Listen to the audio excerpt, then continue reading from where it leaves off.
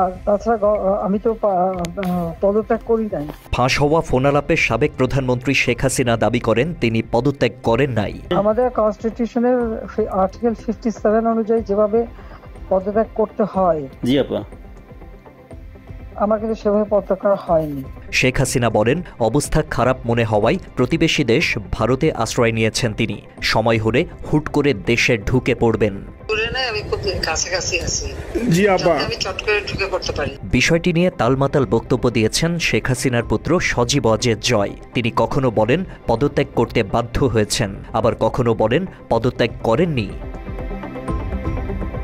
পদত্যাগের বিষয়টি বারবার অস্বীকার করছে আওয়ামী লীগও। তবে রাষ্ট্রপতি জানিয়েছেন 5 অগাস্ট পদত্যাগপত্র জমা দেন শেখ হাসিনা। আপনারা জানেন প্রধানমন্ত্রী শেখ হাসিনা রাষ্ট্রপতির কাছে পদত্যাগপত্র জমা দিয়েছেন।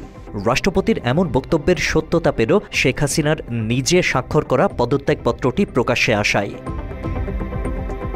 প্রকাশ পাওয়া পদত্যাগপত্রে হাসিনা লিখেন, গভীর দুঃখের সঙ্গে জানাতে চাই যে সাম্প্রতিক বিক্ষোভ ও সংঘর্ষের প্রেক্ষিতে যেখানে 300 জনেরও বেশি মানুষ প্রাণ হারিয়েছে, আরও প্রাণহানি বন্ধে বাংলাদেশের প্রধানমন্ত্রীর পদ থেকে পদত্যাগ করেন তিনি। পদত্যাগপত্রে শেখ হাসিনা বলেন এই কঠিন সময়ে তার সরকার যা কিছু করেছে তার জন্য তিনি গভীরভাবে অনুতপ্ত। আশিক আহমেদ, বাংলা এডিশন।